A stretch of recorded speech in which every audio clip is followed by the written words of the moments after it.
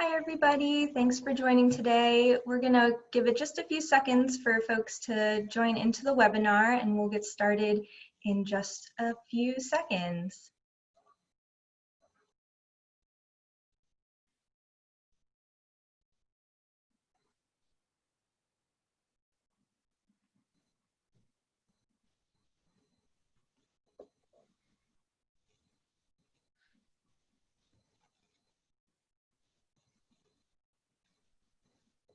All right, so it's looking like we've got a good amount of people in, so we'll go ahead and get started.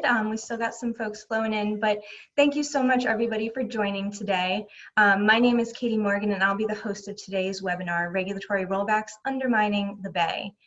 Take one brick out of a foundation, it's barely noticeable. Take enough bricks out, the entire building can crumble. That's what's happening to the rules that protect our nation's water, air, and natural resources. And it's really bad news for the Chesapeake Bay.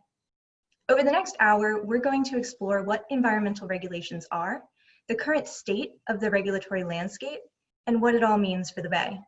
Our goal is to provide you with the foundation that you need to better understand what is happening so that you can be informed about the issues and challenges facing the Bay and give you some of the tools to get engaged on the topics moving forward.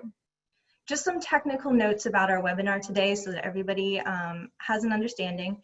We will be recording this webinar. We will also have a question and answer session at the end. If you have a question about anything that we talk about, any of the topics that come up, please use the Q&A function, which you can find by hovering your cursor over the screen and type your question into the box. We'll try and get to as many questions as we can at the end of the webinar. We will reserve the chat function for the webinar today for any technical issues or questions that you might have in terms of the Zoom platform itself.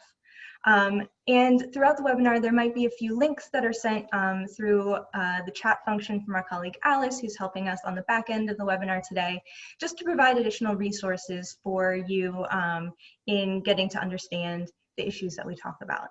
So with that, I'm going to do some quick introductions. So today's main speaker is Denise Stranko. Denise works with our federal team to defend against federal legislation and policies that harm the Chesapeake Bay and advance those that will help implement the Chesapeake Clean Water Blueprint.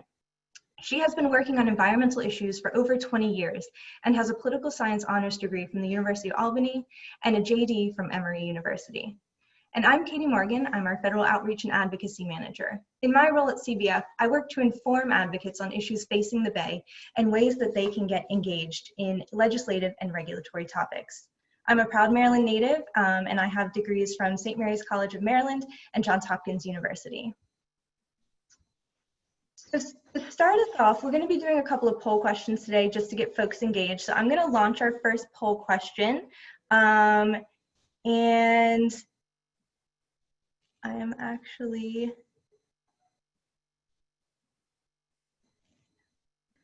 not going to because I can't remember how to do it. So I apologize. We will not be doing poll questions today. Katie, I can launch it for you. Can you do that? Thank you, Alice. All right, audience, here we go. So our question for everybody is, where do you consume news about environmental issues? Do you mainly consume your news from social media, from newspaper and news websites, from TV, from websites like the Chesapeake Bay Foundation's website, from others? Or maybe you don't read so much on the subject. And we'll just give you a few seconds to answer that.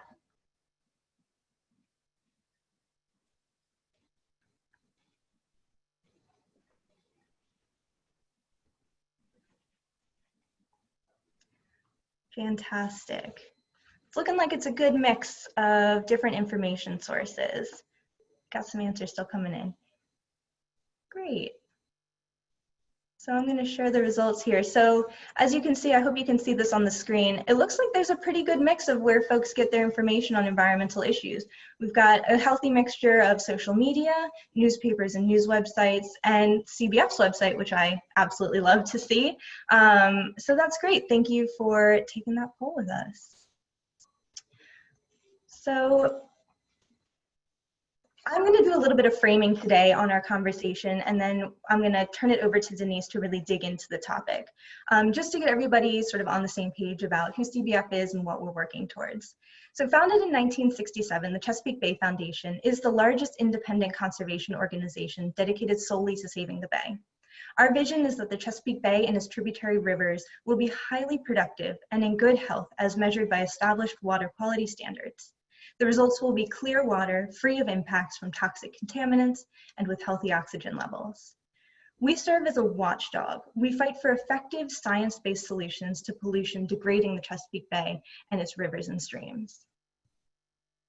Bay restoration includes the entirety of the watershed. That's all of the land and all of the waterways that flow into the bay itself. 64,000 square miles, 18 million people, 6 states in the District of Columbia, more than 3,000 migratory and resident wildlife species. It's a big place that we're all working together to restore. And what we're working towards is really what's on the right side of the screen here, a healthy environment with reduced pollution loads going into waterways, with clearer water, more oxygen, more fish habitat, healthy grass beds, and more. That's really what we're striving for. So how do we do that? Well, we work to uphold the goals of what's called the Chesapeake Clean Water Blueprint. That's a roadmap for pollution reductions that is a global model for success. It's driven by scientifically based pollution reduction targets that the 6 states plus the District of Columbia, along with the federal government, coordinated by the Environmental Protection Agency, have all agreed to stave off continued decline of this precious ecosystem. The basic element of the blueprint, again, is that it is science-based, and it starts by defining the bay as the entirety of the watershed. EPA, in its role at a federal level, has agreed to be the referee to hold states accountable to meeting these reduction targets. And the blueprint itself is enforceable. It has the power of the Federal Clean Water Act behind it. As I said before, the value of the blueprint is that it sets science-based and time-bound goals for nutrient and sediment reductions. On the screen here, I have the watershed-wide reduction targets, which you can see broken out by specific years and by specific pollutants. In 2025 is really what we're driving towards right now. We have 5 short years to get us to where we need to be, and it's never been more important than now that all levels of government hold fast in their written and enforceable agreements to these targets. So how's it working? Well, the good news is it has been working. The bay is getting better, but we still have a long way left to go. Up on the screen, I have an image from our 2018 State of the Bay report. In that report, we graded the bay at a score of a 33. We're driving towards a 40 by 2025. Restoration work is kicking into high gear right now, and CBF ourselves are supporting the work of states in achieving their targets by standing up several major initiatives, including the Keystone 10 Million Trees Partnership, the Chesapeake Oyster Alliance, and the 1 Million Voices for Clean Water campaign. The bad news is we still do have a long way left to go. The bay is a system that is out of balance, and there are key areas in the watershed that are off track to meeting those targets. To save the bay, we must have a holistic approach to restoration. We must be looking at natural boundaries, that's the airshed and the watershed. We must be looking at political boundaries, local, state, and federal governments, and how those complex systems interact with one another. The interconnectedness of achieving the targets of the blueprint require everyone to be at the table and all levels of governance to uphold their end of the deal. That includes the federal government, who set national policies for pollutants that enter our waterways and the atmosphere, and ultimately are a significant driver of many of the actions that localities take when it comes to pollutants that are harmful to the bay. Working together in coordination is our greatest value to the bay and is the reason that bay restoration is a global model for success. So today, our goal again is to talk about regulatory programs and which is one particular role of the federal government, essential to meeting the targets of the Clean Water Blueprint. So I'm going to hand it over to Denise Stranko now, who's going to walk us through everything environmental regulation. Thanks, Katie. I'm so glad we're doing this webinar today. As Katie mentioned, regulations play a big role in our efforts to restore and to save the bay. And over the past 3 years, we've seen rollbacks to many of the regulatory programs that are really necessary for bay restoration. So we thought it would be good to, 1, prepare some materials that explain a little bit about what regulations are, 2, discuss some of the programs that have been weakened, and then 3, talk about what we can all do about this. So starting at the beginning and just taking a quick step back for a refresher on the federal government. As you all know, there are 3 branches of government. The legislative branch, Congress, makes the laws. The judicial branch, the U.S. Supreme Court, interprets the laws. And then the executive branch, which is the president and the administrative agencies, enforces the laws. Some of the administrative agencies that are most important to the Chesapeake Bay include the ones that you see right now on your screen. So, of course, we've got the U.S. Army Corps of Engineers, USDA, which is the United States Department of Agriculture, the National Oceanic and Atmospheric Administration, or NOAA, the Department of the Interior, and perhaps the most important agency for bay restoration, the United States Environmental Protection Agency, or EPA. EPA is responsible, for the most part, for implementing 2 key laws for the Chesapeake Bay, the Clean Water Act and the Clean Air Act. A quick refresher on the Clean Water Act. So the basis of the Clean Water Act was established in 1948 as the Federal Water Pollution Control Act. This was expanded in 1972 and became what we now call the Clean Water Act. The Clean Water Act does so many things for water quality, but just to highlight a few of the key points in the law, it regulates pollutants going into the waters of the United States. Waters of the United States is a key phrase, and we're going to talk about it a little bit more later, but keep that one in mind, waters of the United States. It creates the framework for water quality standards and criteria. So essentially, it determines how clean do we want the water to be and how do we want to get there. It also establishes pollution control programs like wastewater standards for industry. In addition to all of that, the Clean Water Act includes a section for the Chesapeake Bay. So it's a specific section just for the Chesapeake Bay. Section 117G of the Clean Water Act established the Chesapeake Bay program, and it requires the EPA administrator to maintain a Chesapeake Bay program office. The Bay Program Office is tasked with ensuring the coordination and implementation to achieve and maintain the goals of the Chesapeake Bay Agreement. The Bay Agreement now includes the Chesapeake Clean Water Blueprint that Katie told you all about at the beginning of the webinar. That blueprint was developed under various different sections of the Clean Water Act. So I can't emphasize enough just how important the Clean Water Act and the regulations stemming from the Clean Water Act is to the health of the Chesapeake Bay. Quickly on the Clean Air Act. So the Clean Air Act was passed in 1970. Essentially, it regulates air emissions from stationary and mobile sources. This is a huge law, and it's very wide-ranging. But just some of the key points that fall under the Clean Air Act are: it aims to reduce emissions from power plants and from the transportation sector, reduce pollutants like particulate matter, ozone, methane, and reduce greenhouse gas pollution. So a bit more background on regulations and the regulatory process. So what are regulations? Just as a side note too, sometimes you'll hear me refer to regulations as rules. They're really one and the same thing. So regulations and rules, interchangeable. As we discussed earlier, laws are enacted by Congress, and they represent the big picture of what Congress intends about a wide variety of issues. Most important to us are the laws about clean water and clean air. Regulations explain the details and requirements about how those laws will be implemented. So if you think about it kind of like the tree on the right side of your screen, Congress creates the laws. Those are sort of like the roots coming up from the tree. That's the foundation, the basis for it. And then all of the branches and all of the leaves are the regulations kind of that grow out of the roots of that tree. These regulations are developed by the administrative agencies that are charged with implementing the related law. So for example, EPA, since it's charged with implementing the Clean Air Act and the Clean Water Act, is responsible for promulgating rules or regulations that come out of the Clean Air Act and the Clean Water Act. So the rulemaking process itself is a little complex, and there are many different caveats and many different rules associated with the rulemaking process. But to take it in a general sense, under the Administrative Procedure Act, when an agency develops the rules, it has to follow these 5 points that you see here. It's got to publish a notice of a proposed rule so that everyone can see what the agency intends to do. And this publication must be in the Federal Register. Agencies are usually required to receive comments from the public and interested parties. Sometimes they're required to have an opportunity for a public hearing. Once they receive all of the comments, they are required to review them and consider them. And then finally, when the agency is ready to publish the final rule, it again has to appear in the Federal Register.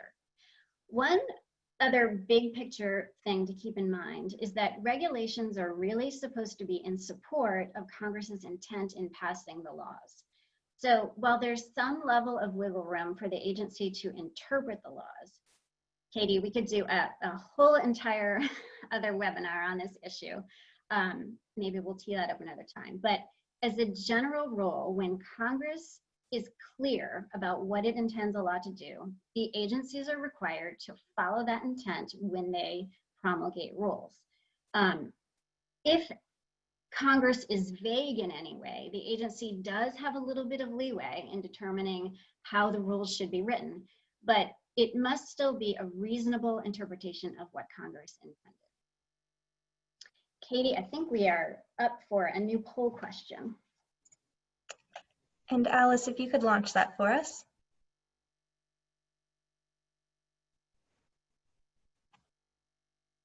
Great, so our next poll question here is, which federal entity is responsible for coordinating Chesapeake Bay restoration efforts? I shouldn't say Chesapeake Bay Foundation.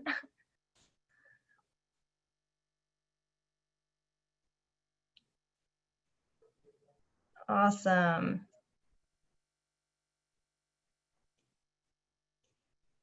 It's looking like we've got near unanimous consent, and I apologize for the typo there. It should be Chesapeake Bay restoration efforts, and the EPA. That is the right answer. Fantastic. That is the right answer, EPA. So now that we've given some background about what regulations are and how they are developed, it's time to focus in on the main point of this webinar, which is a discussion of what has been happening with environmental regulations over the past few years. You may have heard about an executive order called the 2-for-1 executive order. In 2017, President Trump signed an executive order called Reducing Regulation and Controlling Regulatory Costs. The order directed agencies to identify 2 regulations to be repealed for each new regulation it proposed. The executive branch has far exceeded that directive. Some estimates have it at maybe 3-for-1 or 4-for-1. But President Trump recently noted that agencies have achieved a ratio of 8-to-1, so repealing 8 regulations each time it proposes a new regulation.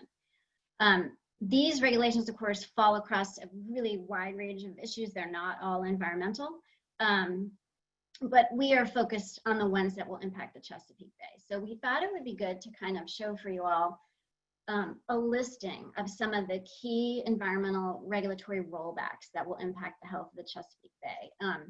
You can see that it's a really long list. We've organized it under air rollbacks, water rollbacks, and then administrative/other types of rollbacks.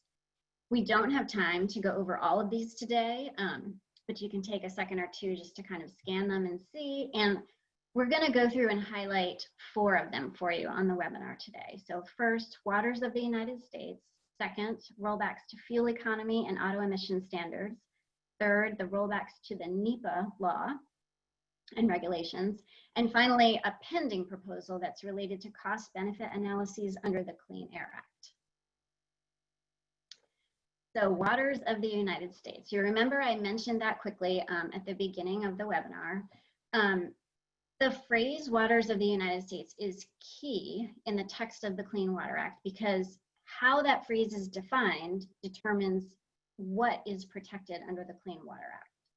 Waters of the United States, or WOTUS as it's known, also refers to a rule that was established in 2015. And yet another name for that rule is the 2015 Clean Water Rule. So when you hear people talk about WOTUS or the 2015 Clean Water Rule, that's what they're talking about. This rule was developed after really a lengthy process, really steeped in sound scientific evidence. And you can see on the right side of your screen a copy of what's called the Connectivity Report. And this report was compiled by many different scientists over several years and used by EPA to justify the 2015 Clean Water Rule. In 2017, the Trump administration announced that it planned to repeal and replace that 2015 Clean Water Rule. So what's changed? The rule, the 2015 rule was affirmatively repealed in 2019, and in 2020, the administration finalized its new rule, and that rule is called the Navigable Waters Protection Rule. This rule narrows the scope of wetlands and streams that are protected under the Clean Water Act. So you can see on your screen, it excludes ephemeral streams, or those that only flow after heavy rains or snow, certain isolated wetlands, and waters and wetlands that cross state borders. Wetlands and streams provide numerous benefits to the bay. So many, but just to list a few. They soak up storm surges, trap polluted runoff. This helps to slow the flow of nutrients, sediments, and chemical contaminants going into a water body, in our case, the bay, and they provide habitat to wildlife. Under this new rule, thousands of wetlands and ephemeral streams will no longer be federally protected from pollution and destruction in the watershed. This means we could lose all the benefits that these features provide, and of course that means more pollution entering the bay, worsening impacts from climate change, and the loss of habitat for wildlife. Next, we're going to talk about the Fuel Economy Standards Rule. So this one, commonly called CAFE standards, which stands for the Corporate Average Fuel Economy Standards. The CAFE rules regulate how far vehicles must travel on a gallon of fuel. At the same time, though, we also have fuel emission standards, and these determine the amount of greenhouse gases that can be emitted from the tailpipe of vehicles. Again, for this one, we have final rules that change the way these calculations are done. So the graphic on the right of the screen, I think, is really, really helpful to kind of show you exactly what had been in place in 2015, what is now in place, and what was originally proposed. So the black line shows you what was in place under the 2015 Obama standards, and you can see that we would have really achieved some pretty significant reductions over the time period leading into 2026. Under that rule, there was a 5% annual reduction required. Under the rule finalized by the Trump administration, you'll see the yellow line there. We are only requiring a 1.5% strengthening or more stringent rule per year. The red line represents what the Trump administration had originally proposed. So again, you can see there's quite a big gap between the black line and the yellow line. Under these new rules, there'll be more pollution from automobiles, including the emissions of greenhouse gases and nitrogen oxide. And as we know, both of these types of emissions cause harm to the Chesapeake Bay. NEPA. So NEPA stands for the National Environmental Policy Act. NEPA was enacted 40 years ago to ensure that the government weighs the environmental consequences of major actions that require federal approval, like infrastructure projects. You can think about things like highways, bridges, pipelines. Essentially, it requires agencies to take a hard look at how these projects affect the environment. NEPA is often referred to as like the umbrella statute. And the reason for that is if you visualize that umbrella kind of covering everything below it, it really is tied to every type of federal project. So every federal project that's going to happen, there has to be a NEPA review. In addition to that, we have the overarching NEPA regulations, which apply to all the administrative agencies. And then each agency also has its own special set of NEPA regulations. And then in most states, you will also find a state program that's very similar to NEPA. So the state's version of NEPA, and there's analysis and processes that have to happen there as well. So what happened? What changed with NEPA? Earlier this month, the Trump administration announced its final rule updating the NEPA regulations. The rule weakens NEPA by shortening NEPA review processes and limiting citizens' ability to engage in the process. So by making the turnaround times shorter, it makes it more difficult for people to participate and let the government know how this particular project is going to impact their health and their environment and their community. It also eliminates the consideration of cumulative impacts and climate change impacts from the NEPA review processes. Again, this one is bad for the Bay because major federal projects like highways and pipelines will now move forward at a quicker pace and without fully considering the environmental impacts of projects and listening to the concerns from the public about how these projects will impact people and their communities. The final rule we're going to talk about is the one that is open right now for comment. This rule is a cost-benefit analysis proposal. Just for some background, EPA has been conducting cost-benefit analyses in the promulgation of regulations for years. Just to give you a little background on what a cost-benefit analysis is, essentially, it examines the costs that are associated with a regulatory program, like the cost to industry to install certain pollution measures, like maybe something on a tailpipe to reduce the amount of emissions. Benefits associated with implementing a regulatory program include things like ecological benefits, cleaner air, cleaner water, but also benefits to our health. So maybe fewer instances of asthma, and in some cases, reduced instances of death. Co-benefits are those benefits that happen as a result of limiting pollution, but they were not the main target of the regulation. So with that background in mind, we can talk about what's happening now, what's changing right now. So in June, EPA announced its proposed rule. It's called Increasing Consistency and Transparency in Considering Benefits and Costs in the Clean Air Act rulemaking process. Essentially, what this rule does is it seeks to limit the consideration of benefits and co-benefits associated with Clean Air Act regulations. You can imagine this, that if you were going to be developing a regulation and the emphasis was more on cost and much less on the benefit, you'd end up with weaker Clean Air Act regulations. This is going to impact the exact types of regulations that are so important to the Chesapeake Bay.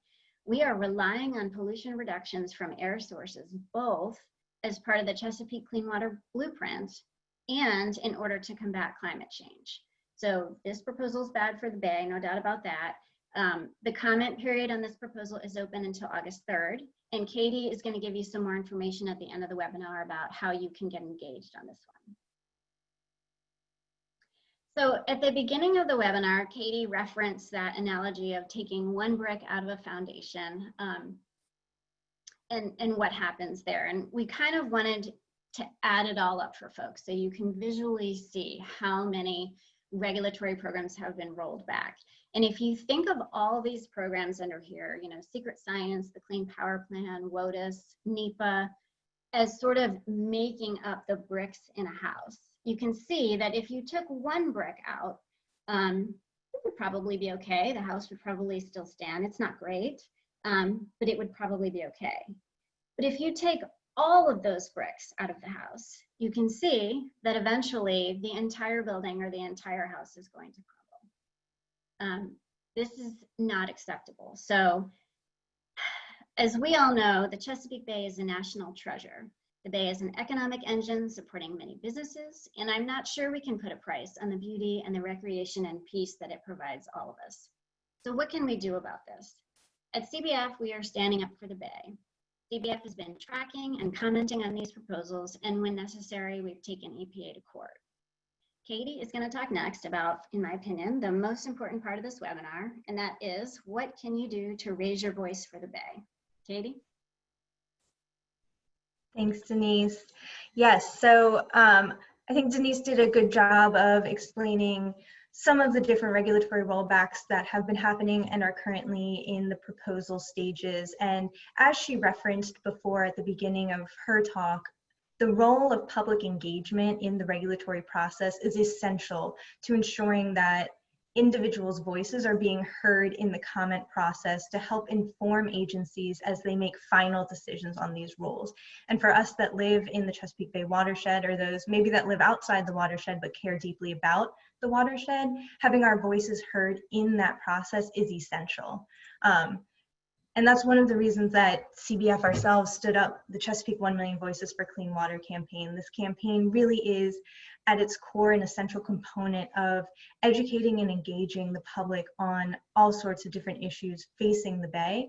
and working with folks to better understand how to engage in these processes. So I'm going to just walk through just a couple of different ways that we here at CBF try to work to put together informational materials so that folks like you all on this webinar today can learn about what's going on and also learn about when and how to engage in the process, because that's often the most important component.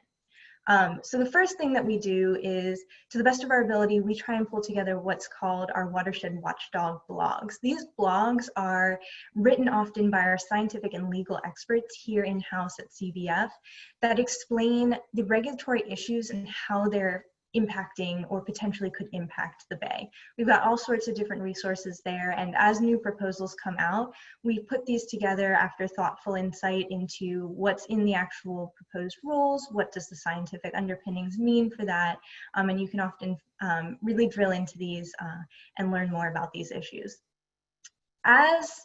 As the regulatory process moves forward, and as we know deadlines are coming up, we'll often also send out emails that are there really to serve to inform you, again, of resources that we might have pulled together. So we'll often link to blogs in those emails, but we'll also link to template comment letters for you, and that's really where the rubber hits the road. We try and pull together a basic template of what are the impacts of some of these regulatory proposals on the Bay from a scientific and legal perspective, and we then sort of send that out to everyone to take a look at, and we encourage everyone to customize those to your own personal experience with the Bay. Maybe you have professional experience working on some of the issues that a regulation is touching on. Maybe you're a fly fisherman in Pennsylvania that loves to get out on the water and want to make sure that that water is clean and protected. Maybe you're a high school student that is learning about some of these issues in school, and you want to make sure that your government is paying attention to the things that you're learning about and the things that you care about. So the most important thing is in these comment letters that you can submit, customizing them to your own personal experience with the underpinnings of the science and the legal expertise on top of that creates a really strong argument for the government to listen to and respond to. And again, our comment letters, those template letters, reduce the burden of having to figure out how to navigate regulations.gov, which is sometimes a little tricky government website, but you can also go on to regulations.gov, peruse all of the different proposals that are out there. You can search for the EPA, you can search for any federal agency, look at what they're up to, and submit comments to anything that you choose. And I put together here just a list of other ways to engage in the regulatory process and really just any process generally. This is not an exhaustive list, but it spans the just informing yourself, reading the news and informing yourself on the issues, contacting us at CBF. I'm going to have our contact information up in just a few minutes. Please email us, ask us questions. If you've seen something in the news, you want to learn more, don't hesitate to reach out to CBF. We're happy to talk with you about these proposals. Of course, submit your own comments. If you're interested ever in testifying in front of an agency, we're here to help you with that. Let us know. We will support you in taking action by publicly testifying in addition to submitting your own comments. You can also talk with your members of Congress. You can talk with your friends and family. I encourage you to share resources and news and information out on social media, and also consider doing things like speaking at clubs or organizations that you're a part of, to share the information that you have about some of these issues with others. Information spreading and sharing sort of the science and the legal knowledge is essential to getting more people aware of what's going on. And as Denise said, there is an active action opportunity right now. So the cost-benefit rule is open until August 3rd. So the EPA will be accepting comments from the public through the end of the day on August 3rd. We have put together a sample letter that you all can sort of go into and again customize to again further explain your own personal connection to the Bay and to this issue. So I think Alice is going to send a link to this action alert in the chat, and we'll also follow up afterwards with a link to this if you all are interested in taking action. And with that, I think we're going to close out the presentation, but now open it up for questions and answers. And I've seen some of them come through, and I'm going to kick Denise off actually with one question. that we sort of touched on a little bit, but haven't dove in deeply into, and that's the relationship between Congress and these regulations. So Denise, can you talk a little bit about what Congress can do related to rules and rulemaking in the regulatory process? Sure, and I think I saw a related question pop up on that. So yeah, I'd be happy to answer that question. So Congress really has sort of a dual avenue of tools, if you if you want to put it that way. First, it has oversight authority. So Congress has the authority to conduct hearings, take a look at these rulemaking processes and the rules, call witnesses, and really review what the different agencies are doing and also provide that information to the public. So most of those hearings are available in these days. Everything is available online. But you'll see that often, that Congress conducts these oversight authority type hearings. The other tool that Congress has is its legislative authority. So in this case, they can use it in a couple of different ways. One way is just the power of the purse. So Congress, of course, is charged with developing our appropriations and our budget and how we're going to spend federal funding. And one of the ways that you will see sometimes Congress use that authority is to amend or add a rider to the appropriations bills as they kind of ramp up at the end to be finalized for the next fiscal year. So there may be an amendment on an appropriations bill that specifically states that an agency is prohibited from using funding to implement a new rule that that has been developed. And of course, the other way Congress has this legislative authority is if it really sees that regulations are being developed that are counter to what it intended in a law, Congress can go back into the law, open it up, and clarify, make it even more clear of what it was they intended, or take that regulation and change the language to make it super clear that they did not at all intend the regulation to come out that way. So those are two powers that Congress has to really evaluate and stay engaged on the regulatory process. Great. So it looks like we've had two questions that are somewhat similar and related on the Waters of the United States rule. And I think the question, to try and summarize the two that I'm seeing, is, Denise, could you talk a little bit more about sort of the changes that happened in the new rule, especially as it pertains to waterways that cross state boundaries, and what that means in the actual rule itself? Sure. So, and I'll put a caveat to all that and say that this, throughout this webinar, all of the rules that we've talked about, we've tried to make it kind of simple for the presentation, but these are really complex rules. So it may be something we need to tee up, Katie, for setting up some other webinars down the road that are specific just to a topic. But when you're talking about the new rule on waters of the United States, it limits, so narrows the types of what we call like isolated wetlands that'll have protection, and it eliminates ephemeral streams entirely. When it comes to those interstate waters, what's important there is that before, if you have a uniform system under the Clean Water Act, that's a federal law that applies in all the states, you have consistency as those waters are, between borders. Without that, then you have to step back and you only have available to you what is available at the state level.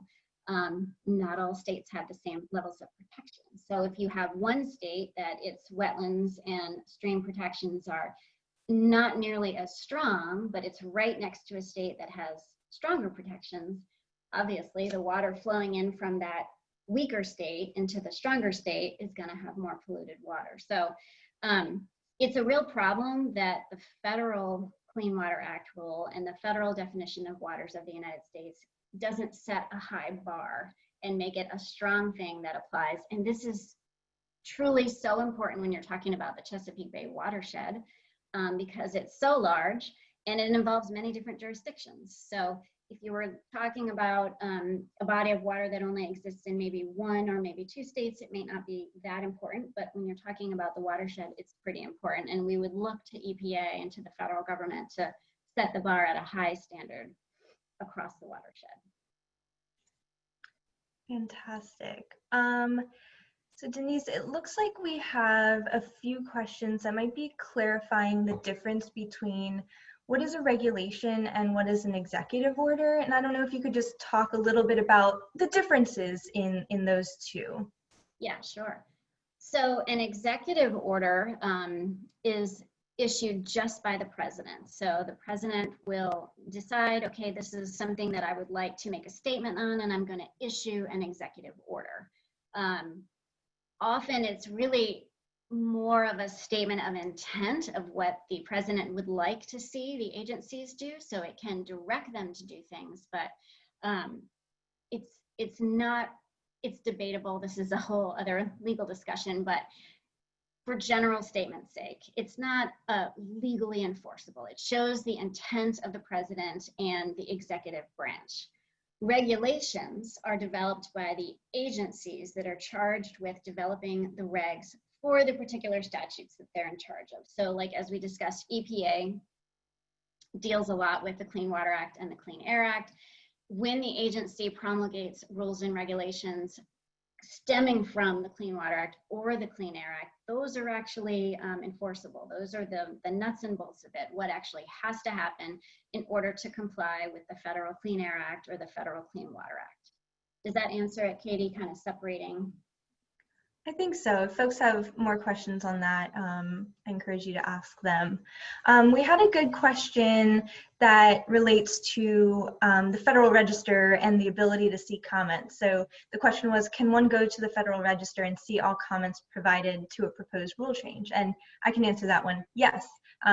So the beauty of regulations.gov is that it is a public portal. So every comment that is put in to that portal becomes public. So you can go through and see what other folks are commenting on these regulations, these proposals, and that stays there as sort of a living history. So all of those comments that have been submitted, the public has access to go back and look at those. So yes, the answer is you can go look at what other folks are saying, inform yourself about sort of where the different arguments are, maybe get some inspiration on how to write your own comment letters, and you can even go on Chesapeake Bay Foundation. We often submit comments, scientific and legal arguments on these proposed rules. You can often find our comments in there as well. So yeah, it's a great portal. If you really want to dig into it, you can spend days reading in on all these things. Bring coffee. We had another question, Denise, that I'm not sure. It looks like we've got some additional clarification questions around sort of the role of Congress, and one question is, can you talk a little bit more about Congress's oversight function and how that works in the regulatory process? It seems like there's a lot of parts. Can the oversight be truly effective on things like waters of the United States, for example? Yeah, so that's a great question.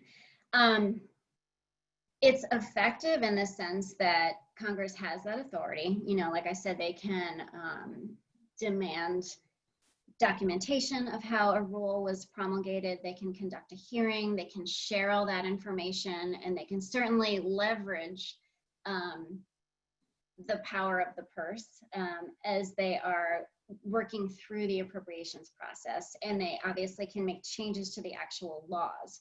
But in terms of overturning a regulation, they really do not have that authority, except in the very rare case of what's known as the Congressional Review Act. This does allow Congress, and in conjunction with the president, to repeal any regulations that were finalized in the prior 60 days of a legislative session. So that additional power is there, but several things have to kind of come together to make that a tool that really can be used. In this cycle that we're entering now, it's been pretty interesting because of COVID-19 and many changes to the legislative calendar.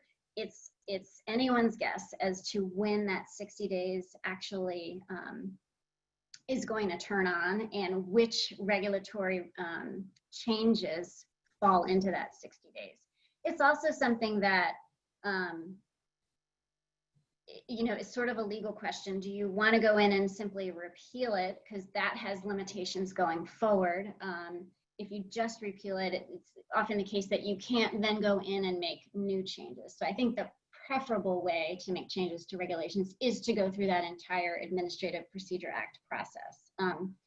So to answer that question, Congress does have oversight authority. It can make changes to its own legislation, either appropriations or the actual laws in place. And it can, in certain instances, use the Congressional Review Act.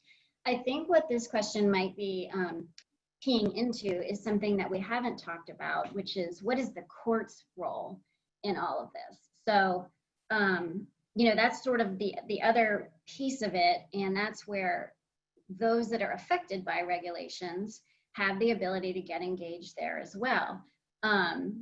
If you are somebody who is impacted by a regulation, and you can develop standing, which again is a legal term we can talk about another time, but you can challenge the regulation and you can bring it to court and you can say, you know what, when the agency developed this regulation, it did not follow either the Administrative Procedure Act requirements, which are some of those that we talked about, but also more importantly, that requirement that the regulation follow congressional intent. So you can challenge that and the court will have to decide that and say, in some cases, you know, actually the agency did kind of interpret this pretty reasonably and this is okay, or they'll find, no way, this is out of bounds, this is arbitrary and capricious, and they'll send that rule back to the agency and say, this doesn't pass muster. And another way the courts can get involved is when you have what's called like an as applied example. So an agency comes to you and you're affected by a regulation. So they're imposing a regulatory requirement on you and you feel like it's unfair. You as a citizen, as a person who is impacted by that, also can challenge that part of it as well. And the court will have to decide. So actually a quite big part of the regulatory process is all of that case law that's on the books that helps to even further explain and clarify what the regulations and the law, what they mean together. So these three branches of government are kind of all working together at the same time. So we had another question that I think we can expand upon a little bit, related to sort of the slide that we had with all the different rollbacks. There's a lot there, and Denise, you had mentioned there's even more beyond that. So could you touch a little bit on the process or how CBF sort of decides which ones to even comment on? It just seems like there's a lot right now. Yeah, so that is a great question. It's been a lot, there's no doubt about that. On a daily basis, I think we're getting notices and information about this regulation, that regulation. So CBF kind of goes through this process where first and foremost, we ask ourselves, is this regulation going to have an impact on the ability to implement the Chesapeake Clean Water Blueprint? So some of the regulations, it's really obvious and you can see immediately that that connection is there, no doubt about it. If you repeal or you know, weaken a particular regulation, you can see that then you're not going to achieve the kind of pollution reductions that you need in order to meet the requirements of the Bay TMDL or the Clean Water Blueprint. So sometimes it's a really easy answer. Sometimes though, and this is particularly true with those regulations that are more administrative in nature, so NEPA, cost-benefit analysis, the secret science rule, which we haven't talked about today, but that rule seeks to limit the types of science that can be used when developing regulations.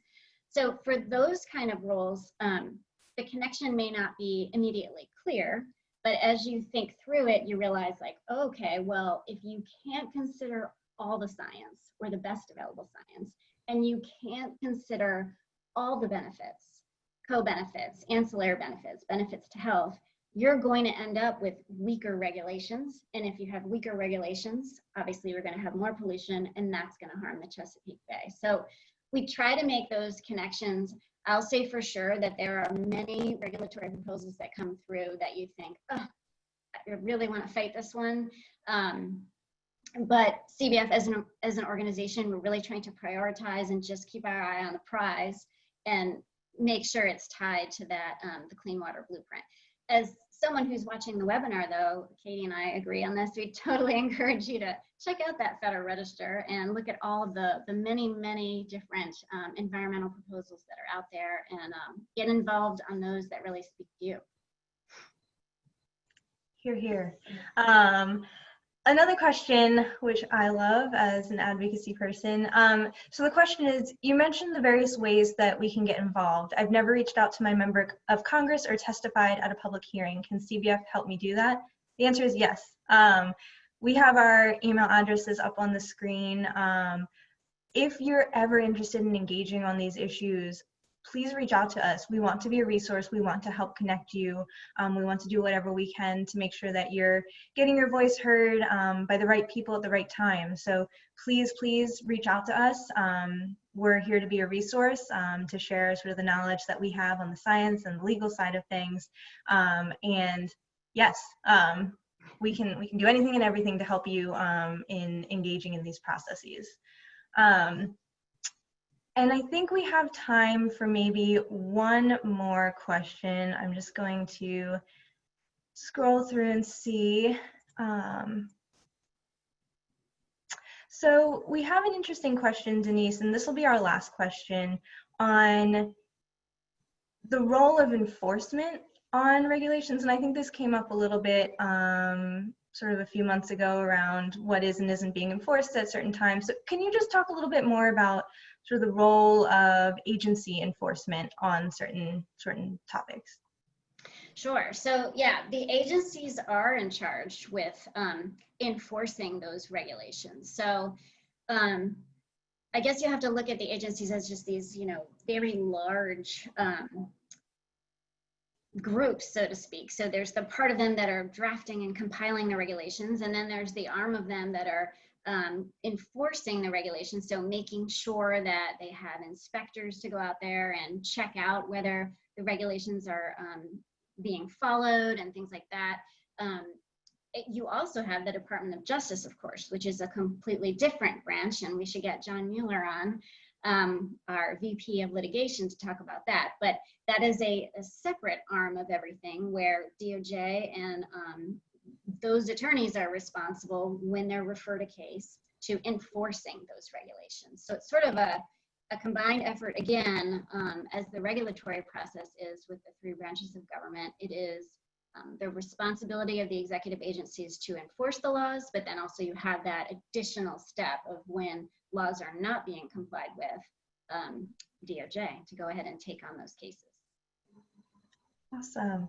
Well, I think that's about as much time as we're going to have today. So I just want to sort of close out by first thanking everybody for spending nearly an hour with us talking about the regulatory process and environmental regulations. It's a really important topic when it comes to Chesapeake Bay restoration, and we're really appreciative of everyone who took the time out of their day to join us today.